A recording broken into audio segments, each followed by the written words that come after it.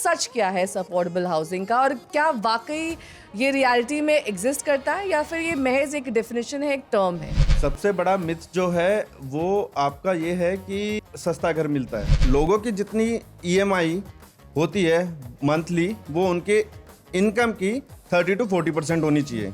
That is called affordable. 79,000 rupees पर square metre का rate रखा है, जो कि बिल्कुल भी अफोर्डेबल नहीं है, और ये अफोर्डेबल हाउसिंग में आया है। तो ये हाउसिंग फॉर ऑल एक मिथ है क्या? और ऐसे ये जो हाउसिंग फॉर ऑल टर्म्स हैं, इस पे हमें बिलीव करना चाहिए, इन घरों को लेना चाहिए या फिर नहीं? जो हमारे प्राइवेट बिल्डर है वो आपको एमिनिटीज दे रहे हैं, आपका लग्जरी, आपको कंफर्ट बेच रहे हैं एक्चुअली।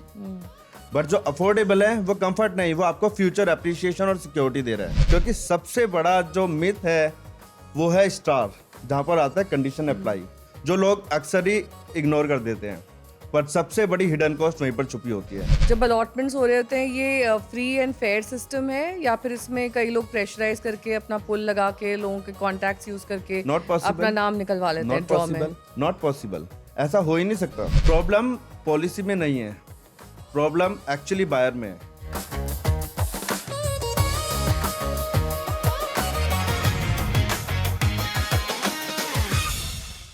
नमस्कार, प्रॉपर्टी से फायदा के एक नए और बेहद दिलचस्प एपिसोड में आप सभी का स्वागत है।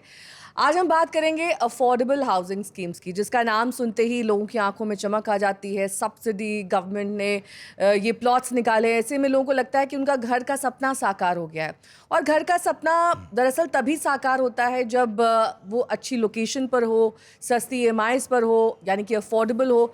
लेकिन क्या वाकई ये अफोर्डेबल हाउसिंग एक रियलिटी है या फिर इन्हें सिर्फ पेपर वर्क में ही देखा जा सकता है? इन तमाम चीज़ों को डिकोड करने के लिए हमारे साथ हमारे खास मेहमान मौजूद हैं, जो आज हमें बताएंगे कि कैसे अफोर्डेबल हाउसिंग वाकई आपके सपने को साकार कर सकता है। हमारे लिए यहाँ पर मौजूद हैं स्टूडियोज में रोहित धीमान जी, जो कि रियल एस्टेट एक्सपर्ट है। रोहित जी, बहुत बहुत स्वागत है आपका।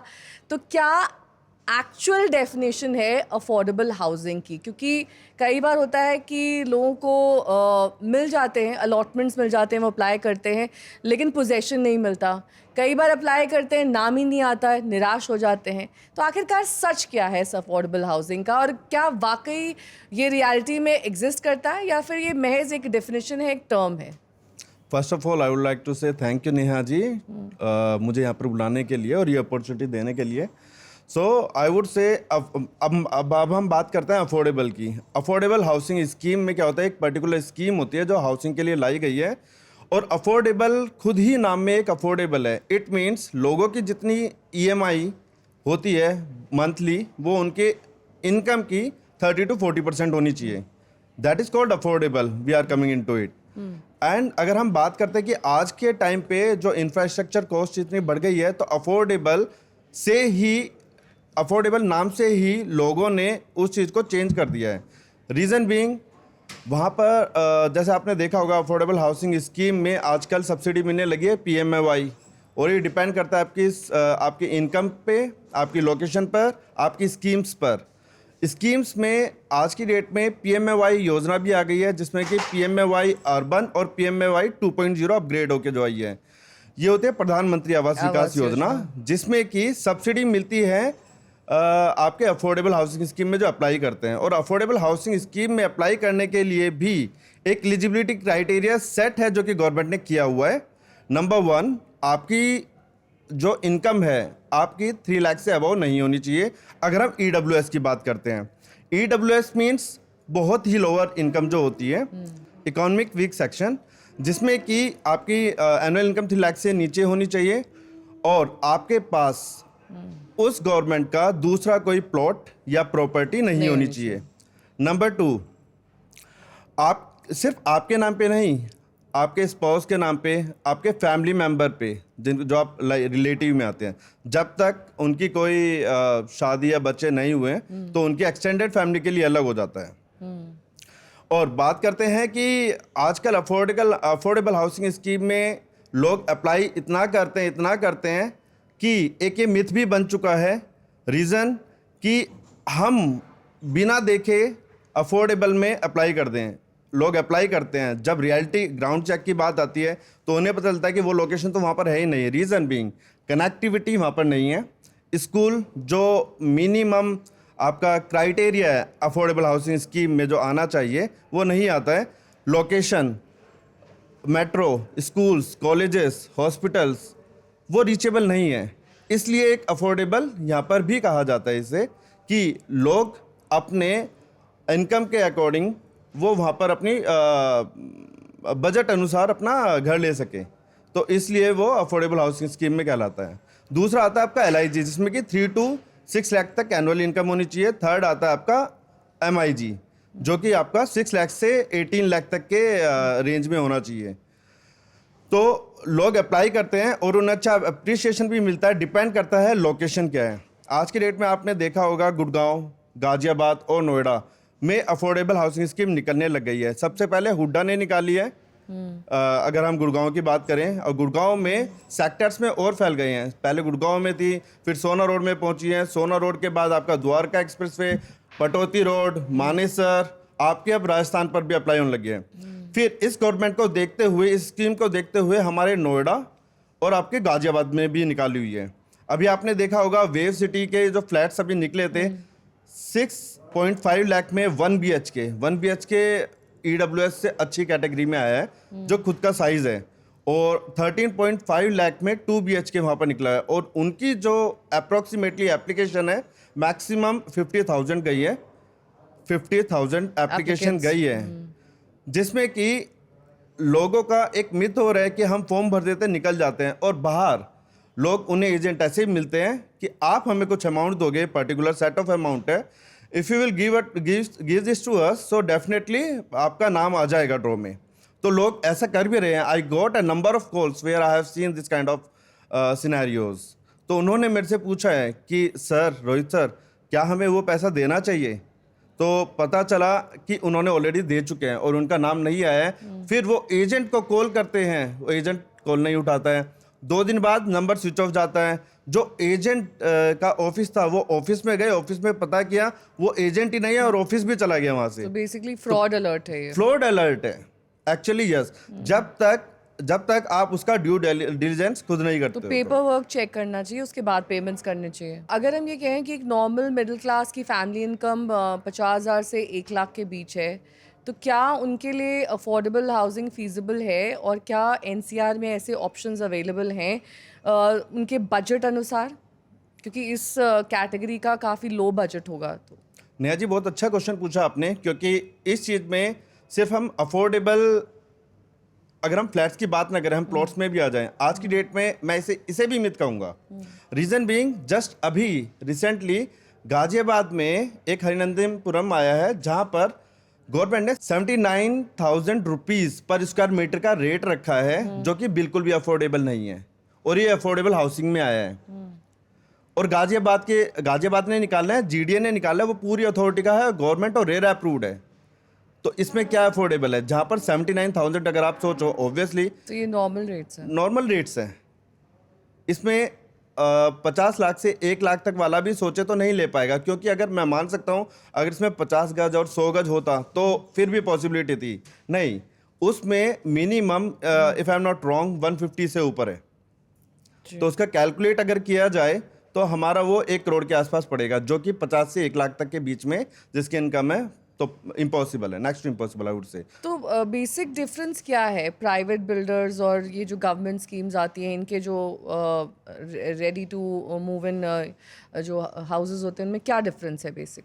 इसमें मैं बोलूँगा प्राइवेट और अगर हम अफोर्डेबल हाउसिंग स्कीम जो गवर्नमेंट स्कीम के अंतर्गत जो आता है, गवर्नमेंट बनाते हैं, उसमें डिफरेंस बेसिकली ये है कि जो हमारे प्राइवेट बिल्डर है वो आपको एमिनिटीज़ दे रहे हैं, आपका लग्जरी, आपको एक कंफर्ट बेच रहे हैं एक्चुअली। बट जो अफोर्डेबल है वो कंफर्ट नहीं, वो आपको फ्यूचर एप्रिसिएशन और सिक्योरिटी दे रहा है, लॉन्ग टर्म ग्रोथ दे रहा है।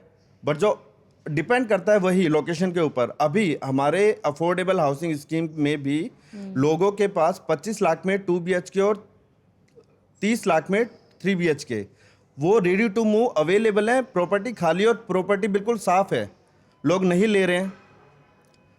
और आज की डेट में जहाँ पर गुड़गांव में या नोएडा में ऐसे अफोर्डेबल स्कीम के अंतर्गत जो अभी बिल्डर्स बना रहे हैं, builders in the sense I would say कि गवर्नमेंट जो स्कीम लेके आ रही है, प्राइवेट बिल्डर में आपकी लग्जरी, वो बेच रहे हैं, और जो अफोर्डेबल जो गवर्नमेंट बेच रही है वो फ्यूचर बेच रही है अब आपको, ठीक है। और एक बजटेड घर दे रही है जिसमें कि सिर्फ आपको एक पार्क मिलता है, बच्चों के लिए एक ग्राउंड मिलता है, थोड़े से झूले लगा देते हैं वो, और एक ट्रैक बना देते हैं, जिसमें कि सिक्योरिटी भी इतनी टाइट नहीं होती है, क्योंकि जो वहाँ का RWA बनता है, जो मेंटेनेंस कॉस्ट थोड़ा हाई कर देते हैं, उसके बाद वहाँ पर कैमरे लग जाते हैं, सिक्योरिटी गार्ड्स बैठा देते हैं, और तरह तरह की स्कीम निकाल के वो लोगों से पैसे लेना स्टार्ट कर देते हैं।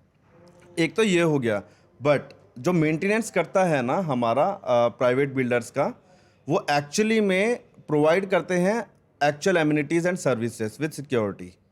जहाँ पर अगर आपने देखा होगा क्लब हाउसेस, आपका क्लब हाउसेस में आपका जिम आ गया है, आपका स्विमिंग पूल आ गया है, आपका बैडमिंटन कोर्ट आ गया है, और बेसिक अमेनिटीज है। चलिए आगे बढ़ते हैं। अगला सवाल पूछती हूँ मैं आपसे कि प्राइवेट बिल्डर्स और ये जो आपने फ़र्क बताया, लेकिन जब सरकार कहती है हाउसिंग फॉर ऑल, अब हाउसिंग फॉर ऑल में तकलीफ़ ये हो जाती है कई बार ये हाउसिंग या तो लोकेशन बहुत दूर होती है, या फिर जो आपका जो पोजेशन है काफ़ी ज़्यादा लेट मिलता है।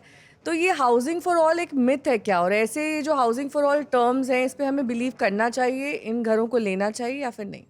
लेना चाहिए। जैसे मैंने आपको बताया, ड्यू डिलीजेंस होनी चाहिए। आपको पहले पेपर वर्क खुद देखना चाहिए, आपको लोकेशन जाके देखनी चाहिए। अगर आपने जाके नहीं देखी है, बस ये देखा कि अफोर्डेबल हाउसिंग स्कीम में इतने सस्ते घर निकले हैं, भर दो, आप फॉर्म फिल कर दो, लास्ट डेट आ रही है, आपको फोर्स मिलता है। आजकल इतनी रील्स बन रही है, उसमें आपको फोर्स करते हैं, एक स्टोरी इस तरीके से बना देते हैं कि हाँ आप बिना देखे आप कर देते हो। जब आपका ड्रॉ में नाम निकल जाता है, पता चलता है कि लोकेशन तो वहाँ पर है जहाँ पर दूर दूर तक कोई नहीं है, खेत बसे हुए हैं, आसपास कोई मार्केट भी नहीं है।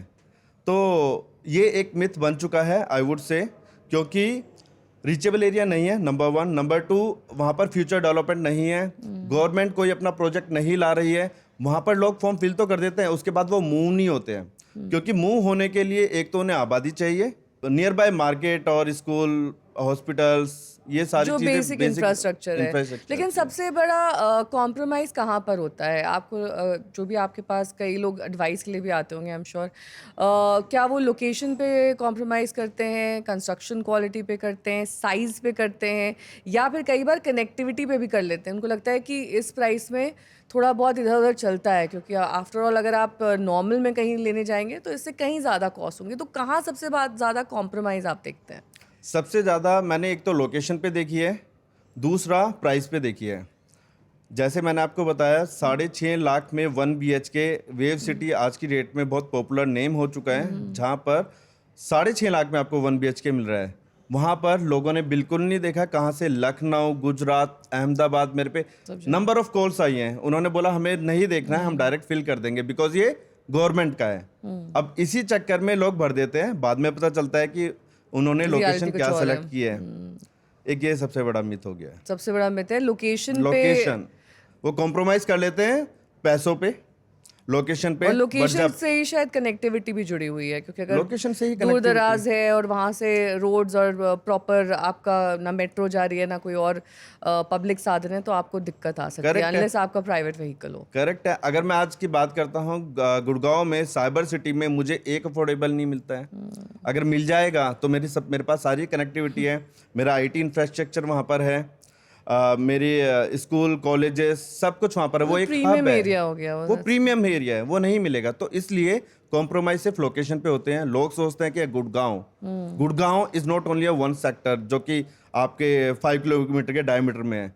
It is spreading day by day. South का गुड़गांव भी हो गया है, आपका मानेसर, पटौदी, ये वाला एरिया, खरखोदा, फारूक नगर, यहाँ पर भी अब अफोर्डेबल आने लग गए हैं। आपने सोना रोड देखी होगी पहले, सोना रोड पे लोगों ने जो इन्वेस्ट किया आज की डेट में वो अच्छा एप्रिसिएशन ले रहे हैं, जस्ट बिकॉज आज वहाँ पर 8 लेन हो चुकी है आज की डेट में। वो एक्सप्रेसवे आ गया, मुंबई एक्सप्रेसवे आ गया है। वो सोना में बहुत सारी इंडस्ट्रीज आ गई है, बहुत बड़े ब्रांड्स आ चुके हैं वहाँ पर। तो इसलिए लोग वहाँ पर बिना जाए ही इन्वेस्ट कर रहे हैं। और ऊपर से पैसा देने की बात आती है, I don't know whether I should say और नॉट, MQ यूनिट्स बोलते हैं जो बिल्डर, मैनेजमेंट कोटा के यूनिट्स।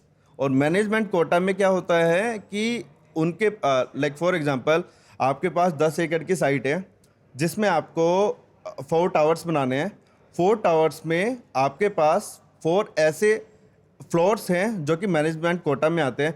वो थोड़ा सा एरिया आपके बालकनी का इंक्रीज कर देते हैं जो कि मैनेजमेंट कोटा में, जो कि आज की डेट से अगर आप 30 लाख में 3 BHK लेते हैं और आने वाले टाइम में आगे 2 साल में वो 52 लाख का हो जाता है, वो आज की डेट में उतना प्रीमियम ऊपर लेके वो बेच रहे हैं। That is a sure shot allotment they will give. Management quota में। यस। तो जो ब्रोशर में अक्सर हमें दिखता है, क्या वो एक्चुअलिटी में मिलता है या फिर उसमें बहुत ज़्यादा ज़मीन आसमान का फ़र्क होता है, या कुछ ट्रू सेलर्स भी होते हैं जो ब्रोशर में दिखा रहे हैं, मुझे लगता है उनकी गिनती बहुत कम होगी, लेकिन ब्रोशर में जो दिखता है क्या वही बिकता है?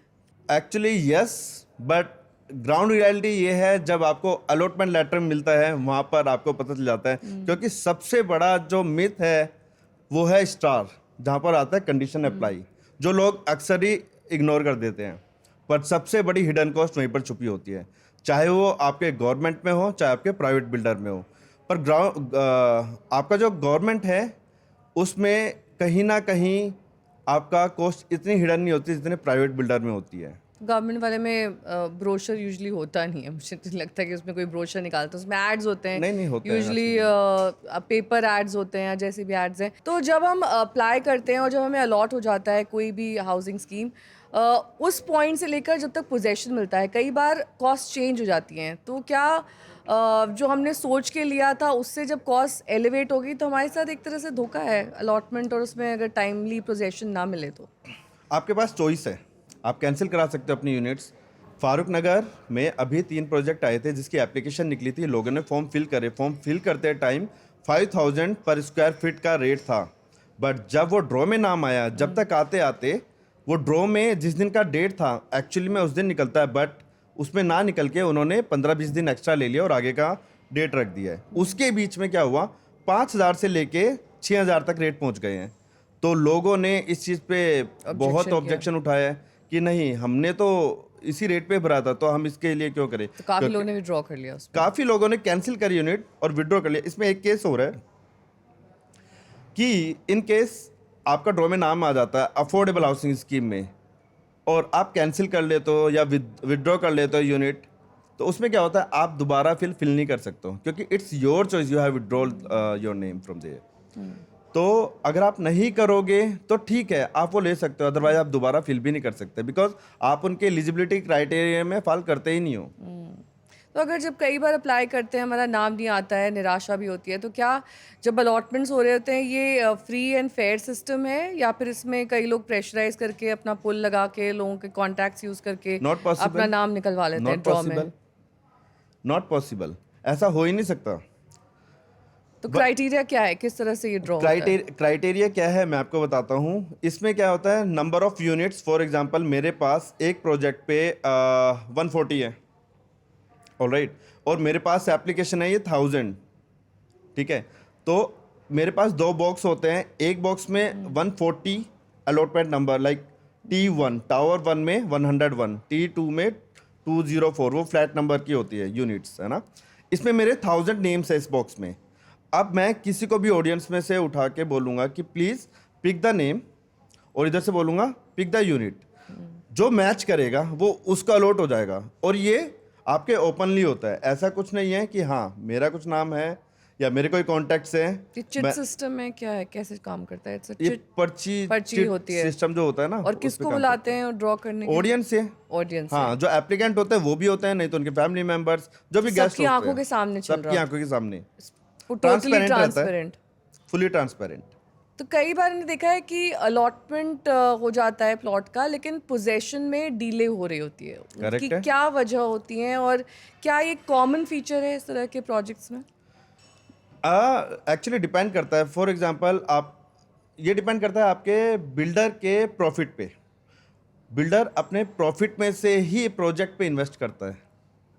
अगर हमारे पास जो एप्लीकेंट है उन्होंने विड्रॉ कर ली यूनिट, तो ठीक है, मेरे पास आगे का जो स्लैब है CLP प्लान पे चलता है, एक्चुअली कंस्ट्रक्शन लिंक प्लान। आज की डेट पे मेरा स्लैब 0 से स्टार्ट हो रहा है और सबसे ज़्यादा जो बेसिक बिल्डिंग ब्लॉक होता है ना, वो मेरा नींव होता है, जिसे हम फाउंडेशन बोलते हैं। वो फाउंडेशन पे हमारा जितना कॉस्ट लगता है और जितना टाइम लगता है, उससे कम कॉस्ट हमारे टावर खड़े करने में लगता है। तो लोग बोलते हैं कि हमें तो अभी CLP प्लान पे तो दिखा ही नहीं है, हम किस चीज़ के आगे पैसे दे दें, तो वो पैसे देना बंद कर देते हैं। बिल्डर का प्रॉफिट आना कम हो जाता है। दूसरा, स्क्रूटनी पे भी डिपेंड करता है। अब क्या होता है, रेरा के पास अपना केस जाता है, एप्लीकेंट जो भी भरते हैं, जो भी बिल्डर होता है, वो अपना रेरा के पास केस जाता है। दूसरा, अथॉरिटी के पास जाता है। जब तक वहाँ से फुली अप्रूवल नहीं आते, तब तक भी वो अपना कंस्ट्रक्शन स्टार्ट नहीं कर सकते हैं, अदरवाइज वो प्रोजेक्ट सील हो जाता है। और सबसे अच्छी बात मैं बोलूँगा, we should invest where RERA is there, just because RERA actually क्या है, रेरा एक कस्टमर प्रोटेक्शन है। जो भी बायर है, बायर का प्रोटेक्शन ले रहा है, शील्ड है उनकी। शील्ड है। आज की डेट में अगर मैं कहीं इन्वेस्ट करता हूं और मुझे बोला गया है रेरा के अकॉर्डिंगली मुझे 4 साल में मेरा पोजीशन मिल जाएगा, बट एक्चुअली में वो 7 ईयर्स हो गए, still project is not there on a completion basis, तो मैं क्या करूंगा उस time? I will approach to the RERA.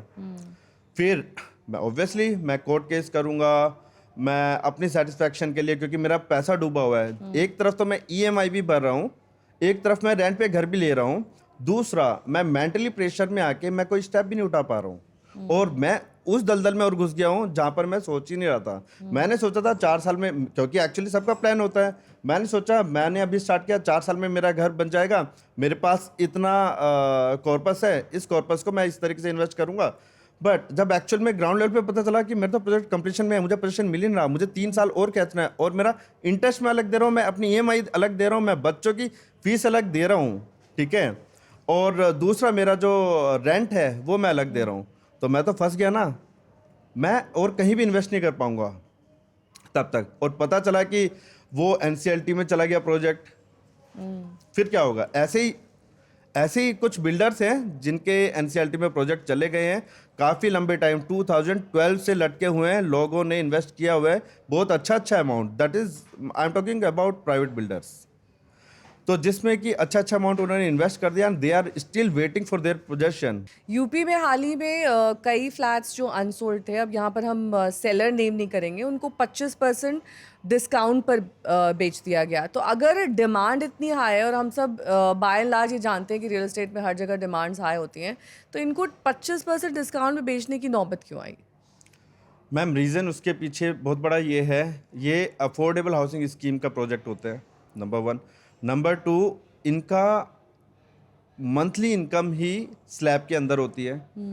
तो लोग सोचते हैं कि अगर मैं कोई घर ले रहा हूँ तो मेरे EMI CLP बेसिस पे हो, और वहाँ पर मुझे डायरेक्ट पूरा फंड देना होगा, उसके लिए मैं लोन लूँगा। फॉर एग्जांपल मैं बात करता हूँ, मेरा 30 लाख का रेडी टू मूव है, जो कि गवर्नमेंट बोल रही है कि 25% डिस्काउंट के रेट पे देंगे, 25% डिस्काउंट के रेट पे भी देंगे, तो पर देना तो मुझे पूरा अमाउंट है ना। तो मैंने क्या है, बैंक से कर्जा लिया, मीन्स बैंक से मैंने लोन लिया, लोन मेरा डिस्बर्स हो रहा है फुल अमाउंट का, और फ्रॉम द डे 1 मेरा एक तो EMI जाने लग गई, दूसरा मैं अपना रेंट भी दे रहा हूँ जो कि मेरे लिए बैलेंस नहीं खा रहा है। तो मैं क्या करूँगा, मैं उस वाले प्रोजेक्ट में जाऊँगा जहाँ पर अफोर्डेबल का ऑलरेडी अभी जो बना है, क्योंकि मुझे पता है वो मुझे 4 साल बाद मिलेगा, मैं अपना रेंट भी बियर कर सकता हूँ और मैं EMI भी दे सकता हूँ। तो इसलिए मैं उस प्रोजेक्ट पे जाऊँगा जहाँ पर अभी स्टार्ट हुआ है, क्योंकि मैं अपनी जेब देखूँगा, मैं 25% डिस्काउंट पे नहीं जाऊँगा। और वहाँ पर जहाँ पर 25% डिस्काउंट की आप बात कर रहे हो, वहाँ वो उस जगह होता है जहाँ पर लोग रहना नहीं चाहते, लेना नहीं चाहते, उनकी लोकेशन ऐसी होती है।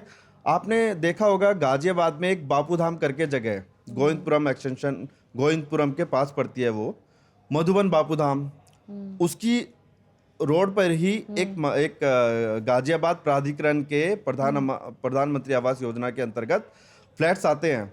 वो बहुत अच्छे फ्लैट्स हैं, अंदर आप देखोगे सीरियसली आपका रहने का मन करेगा, सिक्योरिटी है, सब कुछ है, थोड़ी एम्यूनिटीज़ भी हैं, बट लोग नहीं रह रहे हैं, उस पर 25% का दिया हुआ है, यही रीज़न तो है। ये पॉसिबल है, मतलब इतना कोई इम्पॉसिबल सिनेरियो नहीं है कि नहीं, डिस्काउंट ना possible मिले। है, ये possible है। जहाँ तक प्राइसिंग की बात है, यूजुअली अफोर्डेबल हाउसिंग में प्राइसिंग ट्रांसपेरेंट होती है, या फिर बायर को पूरा पिक्चर, जो एक्चुअल पिक्चर है वो नहीं मिलता है, हिडन कॉस्ट मतलब उसमें होती हाँ, है, वो आपने मैंने जिसका बताया। जिक्र शुरुआत में किया था। ये वही है जो जैसे मैंने बताया ना, सबसे पहले स्टार मार्क जरूर देखें। स्टार मार्क्स में आपके नंबर ऑफ चीज़ खुल के आ जाती हैं। फॉर एग्जांपल अगर मैं बात करूं प्राइवेट बिल्डर की भी, उन्होंने मुझे एक प्राइस बता दिया है 9,000 स्क्वायर फीट में आपको आपका फ्लैट मिल जाएगा और आपका इतना स्क्वायर फीट है। तो मैं क्या करूंगा उस टाइम पर, मैं स्टार पे ध्यान नहीं दूंगा, मैं 9,000 के अकॉर्डिंगली कर लूंगा। मेरा 1,500 स्क्वायर फीट है, मैं मल्टीप्लाई करूंगा, अच्छा मेरा इतना बैठेगा, मैं हाँ कर दूंगा, मैं रजिस्ट्रेशन कर दूंगा। बट एक्चुअल में मुझे पता क्या चलेगा, जब जब मैं पोजीशन लेटर साइन करूंगा तो मुझे उसमें आता है IFMS charges, IDC charges, PLC charges, और मेरे पोजीशन चार्जेस अलग होंगे, मेरे रजिस्ट्री चार्जेस अलग होंगे, मेरे अगर टीएम पॉसिबल है ट्रांसफर मैनेजमेंट, वो मेरा अलग हो गया है। तब मेरे पास एक्चुअल में खुल के आता है कि वो 9,000 नहीं है, वो 11,000 है। और स्टिल 11,000 अभी जो बिल्डर ऑलरेडी सोल्व कर रहे हैं अपना रेडी टू मूव, उनमें भी यही चल रहा है। So why should I go for this? तो सरकार तो कई सब्सिडीज़ ला रही है, स्कीम्स भी ला रही है, लेकिन बहुत सारा कन्फ्यूजन होता है पोजेशन को लेकर, कैसे अलॉटमेंट होगा, पूरा प्रोसेस क्या होगा, जो पेपर वाली प्रक्रिया है वो कैसे होगी। तो कई सारे कन्फ्यूजन का जो बायर सामना करता है। तो प्रॉब्लम पॉलिसी एग्जीक्यूशन में है या फिर प्रॉब्लम पॉलिसी मेकिंग में है? उसको और ज़्यादा लूसिड और ज़्यादा फ्री फ्लो और ट्रांसपेरेंट बनाना चाहिए।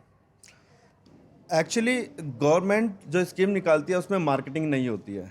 प्राइवेट बिल्डर मार्केटिंग पे ज़्यादा काम करते हैं क्योंकि वो प्रॉफिट की तरफ ध्यान देते हैं, और जो गवर्नमेंट है होती है वो एक्चुअल में आ, लोगों को घर दिलाने का काम करती है कि उन्हें छोटा ही सही पर घर मिल जाए। जैसे रैन बसेरा है, उसमें क्या है, लोग इधर उधर आपके फुटपाथ पे आपने देखे होंगे, बट गवर्नमेंट स्कीम लेके आती है कि उनके लिए भी घर हो। तो ईडब्ल्यूएस कैटेगरी के लोगों ने, मतलब सरकार ने घर बनाए हुए हैं और उन्हें दिए हुए हैं वहाँ रहने के लिए। तो एक ये भी स्कीम है जिसपे वो काम करती है। प्रॉब्लम पॉलिसी में नहीं है, प्रॉब्लम एक्चुअली बायर में है। बायर ध्यान नहीं देता है कि एक्चुअली पॉलिसी में क्या है, वो लोगों की मार्केटिंग पे ध्यान देता है और मार्केटिंग के अकॉर्डिंग वो इन्वेस्ट कर देता है। उसके बाद जब एक्चुअल पॉलिसी में जो लिखा है वो कब देखता है, जब उसका पैसा फंस जाता है। सस्ता घर एक नैरेटिव है या फिर एक्चुअल में एग्जिस्ट करता है? क्योंकि जिस तरह की प्रॉब्लम्स सस्ता घर से जुड़ी हुई हैं और उसमें कई सालों बाद भी डिले और प्राइसिंग, इन सब को लेकर तमाम कन्फ्यूजन होते हैं, ये सिर्फ एक किताबी बात रह गई है या वाकई सस्ते घर हैं एग्जिस्टिंग? सस्ते घर एग्जिस्ट करते हैं, और हाँ जैसे मैंने बताया आपको, जैसे अभी ईडब्ल्यूएस कैटेगरी निकली है जो 6.5 लाख में है, वो सस्ता घर मैं बोलूँगा कि सस्ता घर एक्चुअल में है, क्योंकि वो अभी आपको नहीं देना, आपको 4 साल में देना है, वो भी रेयर अप्रूव्ड प्रोजेक्ट होते हैं। और एक आता है आपका 1 BHK या 2 BHK जो कि 17-18 लाख से स्टार्टिंग हो जाती है गुड़गांव जैसे शहर में।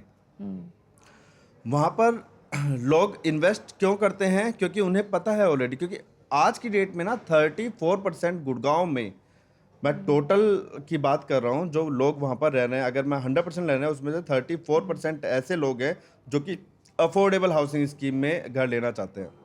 वहीं उसके बाद अगर मैं गाजियाबाद की करूँ, वो सिर्फ 18% लोग हैं जो कि गाजियाबाद में अफोर्डेबल हाउसिंग स्कीम के अंतर्गत लेना चाहते हैं। एक्चुअली क्या है, गवर्नमेंट स्कीम में PMAY योजना में होता क्या है कि वो बोलते हैं कि हम आपको 2.40 लाख देंगे अगर आपका 30 लाख का घर है। तो उसमें होता क्या है बेसिकली कि पहले तो ये होता था कि मैंने लोन ले लिया, 1 साल के अंदर मेरे लोन अकाउंट में 2.5 लाख रुपए आ गए, जैसे मैंने बताया आपको 2.5 लाख रुपए आ गए, और वो 2.5 लाख रुपए मेरे लोन अमाउंट में से डिडक्ट हो गए। बाकी का जो है मेरा प्रिंसिपल जा रहा है प्लस मेरा इंटरेस्ट जा रहा है। तो मेरा या तो मैं टेन्योर कम हो गया, या मैं चाहता हूँ मैं अपना EMI अमाउंट बढ़ा दूँ। अब इसमें अब गवर्नमेंट ने ये देखते हुए क्या देखा है कि अब उन्होंने क्या किया, उस 2.5 लाख को बाइफरकेट कर दिया है 5 ईयर्स के EMI में, कि हम आपको 1 साल में 36,000 रुपये देंगे। मैं एक लमसम अमाउंट ले रहा हूँ, ऐसे करते करते 5 साल में वो 2.5 लाख रुपए पे आ रहे हैं, जिसमें कि अब मेरे पास अमाउंट है कि मैं पार्शियल पेमेंट दे सकता हूँ, बट मुझे सिर्फ PMAY से सब्सिडी लेनी है। तो मैंने ले लिया और मैंने पार्शियल अमाउंट दे के क्लोज करा दिया अपना लोन। बट एक्चुअली में क्या है, तब मेरा क्या होता है, सिर्फ लोन के उससे मेरा इंटरेस्ट पूरा बच जाता था, और अब क्या हो रहा है आज की डेट में कि मुझे इंटरेस्ट देना पड़ रहा है। और मुझे 5 साल तो मिनिमम अपना इंटरेस्ट देना ही पड़ेगा, अपनी ईएमआई देनी ही पड़ेगी। तो उस चीज़ में लोग इस तरीके से भी अब सोच रहे हैं, बट लोग और स्मार्ट हो गए हैं। अब लोग जा रहे हैं उस एमिनिटीज़ में, उस प्रोजेक्ट में जहाँ पर एमिनिटीज़ भी आजकल मिल रही है। अभी रिसेंटली में बात हुई है कार पार्किंग की। अभी पीएमएवाई ने स्क्रूटनी की है। अगर मैं बात करूँ, अभी हुड्डा के जो प्रोजेक्ट निकले थे उसमें स्क्रूटनी हुई है, स्क्रूटनी से रेट बढ़े हैं। उसमें क्या है, एक तो कार पार्किंग लोग दे रहे हैं और उन्होंने रेट बढ़ा दिया है, जो कि मार्केट रेट जो चल रहा है उसके अकॉर्डिंगली रेट बढ़ा दिए हैं वहाँ पर। क्या सबसे बड़ा मिथ है अफोर्डेबल हाउसिंग से जुड़ा हुआ, और इसका क्या पॉजिटिव एस्पेक्ट भी है अफोर्डेबल हाउसिंग का? सबसे बड़ा मिथ जो है वो आपका ये है कि सस्ता घर मिलता है। अगर सस्ता घर मिल रहा है तो मैं इन्वेस्ट कर देता हूँ कि मुझे फ्यूचर एप्रिसिएशन भी मिलेगा और मैं अपनी फैमिली शिफ्ट भी कर सकता हूँ और मैं रेंट से भी बचूंगा। बट एक्चुअली में लोकेशन नहीं देखते हैं, ये मिथ है बिना लोकेशन देख के। अगर मैं पॉजिटिव डायरेक्शन की बात करूँ, मुझे अगर लोकेशन अच्छी मिल रही है अफोर्डेबल हाउसिंग स्कीम में, मुझे पता है कि फ्यूचर डेवलपमेंट एंड ग्रोथ है। गवर्नमेंट अपना इंफ्रास्ट्रक्चर खड़ा करेगा और प्रोजेक्ट लाएगा और यहाँ पे एक्सप्रेसवे हाईवे निकलने वाला है। अगर वो प्रोजेक्शन मुझे ऑलरेडी पहले से पता है, मैंने ड्यू डिलिजेंस कर लिया है उस चीज़ की, तो obviously I will invest over there. क्यों? क्योंकि मुझे फ्यूचर एप्रिसिएशन मिल रहा है। या तो मैं एज ए इन्वेस्टर की तरह काम करूं या मैं एक एंड यूज़र की तरह काम करूं उसमें। आजकल एंड यूज़र से ज़्यादा इन्वेस्टर घुस रहे हैं। उन्हें पता है उनके पास गवर्नमेंट का कुछ नहीं है, प्राइवेट बिल्डर का है। तो वो क्या करते हैं, वो एमक्यू यूनिट्स ले लेते हैं, तो वो वेट करते हैं, उसके बाद वो निकाल देते हैं। अदरवाइज वो क्या करते हैं, वो भी फॉर्म अप्लाई करते हैं। उस फॉर्म अप्लाई में वो ज़रूरी नहीं होता, क्योंकि उसमें डिक्लेयर करना होता है, एक एफिडेविट लगता है कि जिसमें बोला जाता है कि मेरे पास यहाँ पर और कोई घर नहीं है गवर्नमेंट स्कीम का। अगर मैं हुड्डा की बात करूँ, हुड्डा वाले में हरियाणा, दिल्ली एंड पंजाब, इसमें मेरा घर नहीं है तो मैं फिल कर सकता हूँ। ये क्राइटेरिया। अगर मेरा घर ग्वालियर में है फॉर एग्जांपल, तो मैं भर दूंगा एज ए इन्वेस्टर। और मैं गुड़गांव में आईटी सेक्टर में अगर काम कर रहा हूँ तो मैं ये सोचूंगा कि हाँ यार, ये पास में अच्छी लोकेशन में इन्वेस्ट कर देता हूँ। वो क्या करते हैं, वहाँ से 50 लाख रुपए एप्रिसिएशन निकाल के वो बेच देते हैं। ऐसा होता है। और आज की डेट में एक्चुअल में जिन्हें घर चाहिए वो नहीं मिल पाता। इसके ऊपर भी स्क्रूटनी पेंडिंग है, वो होनी चाहिए। अफोर्डेबल के नाम पे ना लोग पागल बन रहे हैं और लोग पागल बना रहे हैं। फॉर एग्जांपल, आपने देखा होगा जेवर की तरफ, आपके जेवर इंटरनेशनल एयरपोर्ट जो आया है अपना, वहाँ पर बहुत प्लॉटिंग्स हो रही है। वहाँ पर अफोर्डेबल के नाम पे ये हो रहा है कि 25 लाख रुपए में घर। जो येड़ा अपना एक मार्केट स्ट्रेटेजी के हिसाब से एक पोस्टर बनाता है, वही पोस्टर प्राइवेट बिल्डर या डेवलपर उसी की सेम फॉर्मेट में अफोर्डेबल लिख के अपना प्राइसिंग स्ट्रक्चर और लोकेशन डाल देते हैं और फ़ोन नंबर डाल देते हैं। लोग उस पर फ़ोन करते हैं, लोग सोचते हैं कि हाँ ये गवर्नमेंट की स्कीम है, बट वो मार्केट स्ट्रेटेजी में फंस जाते हैं। जब वो पहुंचते हैं वहाँ पर, उन्हें पता चलता है कि यार 30,000 रुपये गज, 20,000 रुपये गज, 15,000 रुपये गज यहाँ पर प्लॉट की स्कीम आ रखी है, ले लेते हैं, वो पैसा लगा देते हैं। बाद में पता चलता है कि अथॉरिटी के नोटिस आ रहे हैं, बुलडोजर चल रहे हैं, जो लोगों का सपना था वो टूट चुका है, जस्ट बिकॉज उनकी हार्ड अर्न मनी वहाँ पर लग गई। बहुत लोग ऐसे होते हैं कि ये सोचते हैं कि यार मैं अपने बच्चे के लिए ले लेता हूँ, पता नहीं कैसे कैसे जोड़ के वो पैसा कमाते हैं। उसके बाद कि मैं अपनी बेटी की शादी इसे बेच के कर दूंगा, बेटे की शादी इसे बेच के कर दूंगा, बेटे को बाहर पढ़ने भेज दूंगा, मेरा भी ये सपना है। पर पता एक्चुअली क्या चलता है, सपने चूर चूर टूट जाते हैं जब उन्हें एक्चुअल में पता चलता है कि नहीं, जहाँ मैंने इन्वेस्ट किया ये फ्रॉड है, यहाँ पर मेरा सारा पैसा डूब गया है। अब लोग फांसी भी लगा लेते हैं इस पर। तो हर बार का एक्सपीरियंस स्मूथ नहीं होता है जब तक पोजेशन मिलता है। कई सारी चीज़ों पर ध्यान देना चाहिए। ऑप्शंस बहुत सारे मौजूद हैं मार्केट में, पर हर ऑप्शन को जज करिए अपनी जेब की क्षमता के अनुसार और क्लैरिटी लाइए कि आपको दरअसल चाहिए क्या। सिर्फ अफोर्डेबल हाउसिंग के नाम पर कुछ भी मत खरीद लीजिए। यही दरअसल हमारे एक्सपर्ट की राय है और इसी से जुड़े आज सारे सवाल भी थे। ठीक है, अब कुछ व्यूअर्स के सवाल लेते हैं। नोएडा से अजीत तिवारी का सवाल है, वो कह रहे हैं कि सरकारी फ्लैट लेने के बाद रीसेल करना इजी होता है या उसमें रिस्ट्रिक्शंस होते हैं? ईजी होता है, वो डिपेंड करता है कि अगर आप अफोर्डेबल की बात करते हैं तो उसमें पोजीशन मिलने के बाद आपको 1 साल रुकना पड़ेगा, उसके बाद ही बेच सकते हैं। ये एक क्राइटेरिया है। ये क्राइटेरिया है, कोई रिस्ट्रिक्शन कोई नहीं है। रेस्ट्रिक्शन नहीं है। वहीं राधिका दिल्ली से सवाल पूछ रही है, मैं सरकारी घर लेना तो चाहती हूँ लेकिन इसका प्रोसेस मुझे समझ नहीं आ रहा है, क्या ये प्राइवेट घर लेने जितना आसान है या फिर सरकारी काम की स्पीड काफ़ी स्लो होती है? ऐसा कुछ नहीं है, जब तक रेरा इन्वॉल्व हो गया है जब से, तो प्रोसेसिंग फास्ट हो गई है और ले सकते हैं। मुझे लगता है कि इसमें कोई डिपेंड करता है कि अगर एप्लीकेशन आपने भरी है और उसमें उनका एलिजिबिलिटी क्राइटेरिया फुलफिल किया है। कोई कोई लोग क्या करते हैं कि जब अपने डॉक्यूमेंट सबमिट करते हैं उसमें होता है सेल्फ अटेस्टेड, वो नहीं होता है। फोटोग्राफ, ये भी प्रॉब्लम होती है। फोटोग्राफ पासपोर्ट फोटोग्राफ होती है, बट वो यहाँ तक कि नहीं, वो पूरी फोटोग्राफ दे देते हैं, जो कि उनका रिस्पॉन्स जब आता है, जब ड्रॉ में नाम निकल जाता है, रिजेक्शन लिस्ट में उनका आता है कि आपकी फोटोग्राफ पासपोर्ट साइज फोटोग्राफ नहीं थी, और ये हमने पहले डिक्लेयर किया था। ये भी एक छोटा सा ही पॉइंट है जो कि ध्यान में रखना चाहिए। तो last but not the least expert tip जो आप हमारे व्यूअर्स को देना चाहेंगे कि अगर वो मिडिल क्लास कोई बायर है, उसे क्या रूल फॉलो करना चाहिए जब वो अफोर्डेबल हाउसिंग की तरफ देख रहा हो? सबसे पहले लोकेशन पता करनी चाहिए कि उसकी लोकेशन क्या है। उस बिल्डर की हिस्ट्री पता करनी चाहिए कि उन्होंने पहले प्रोजेक्ट कौन कौन से डिलीवर कर दिए हैं, किस लोकेशन पे करे हैं, और अगर उस प्रोजेक्ट को वो प्रोजेक्ट डिलीवर हुआ है तो उसमें मार्केट कॉस्ट के अकॉर्डिंगली उसमें एप्रिसिएशन हुआ है या नहीं हुआ है। और दूसरा, ड्यू डिलीजेंस आपको खुद करनी चाहिए, पेपर वर्क खुद करनी चाहिए। कोई मार्केट स्ट्रेटेजी पे मत जाओ, कोई भी डिस्काउंट पे मत जाओ, कोई भी ऐसे ऑफर्स पे मत जाओ जो आपको अट्रैक्ट करे और आप एक्चुअल पिक्चर अवॉइड कर दो। तो ये आज के एक्सपर्ट से आपने टिप्स और कई सारी इंटरेस्टिंग बातें सुनी हैं, जिससे ये तो साफ होता है कि अफोर्डेबल हाउसिंग ना पूरी तरीके से मिथ है, ना पूरी तरीके से सोल्यूशन है। लेकिन जब आप अफोर्डेबल हाउसिंग की तरफ देख रहे हो तो कई सारी ऐसी बारीकियां हैं जिन पर आपको ध्यान देना चाहिए। ब्लाइंडली किसी पर ट्रस्ट मत करिए, कहीं पर भी अपने पैसे मत लगाइए, और ये देखिए कि वहाँ की लोकेशन और कनेक्टिविटी कैसी है जहाँ पर आप अफोर्डेबल हाउसिंग समझकर पैसा लगा रहे हैं, क्योंकि हो सकता है ये अफोर्डेबल हाउसिंग आने वाले वक्त में आपके लिए काफ़ी ज़्यादा प्रॉब्लम बनकर सामने आए। तो आज का ये पॉडकास्ट आपको कैसा रहा प्रॉपर्टी से फ़ायदा का, आप ज़रूर लिखिए अपने सवाल या फिर आपके सजेशंस radio@aajtak.com पर, और साथ ही आप हमारा वीडियो ज़्यादा से ज़्यादा सब्सक्राइब, लाइक और शेयर कीजिए। अगले पॉडकास्ट के लिए हमें दीजिए इजाज़त। हम एक नए टॉपिक के साथ, एक नए एक्सपर्ट के साथ फिर से हाजिर होंगे और लेकर आएंगे आपके लिए प्रॉपर्टी से फ़ायदा।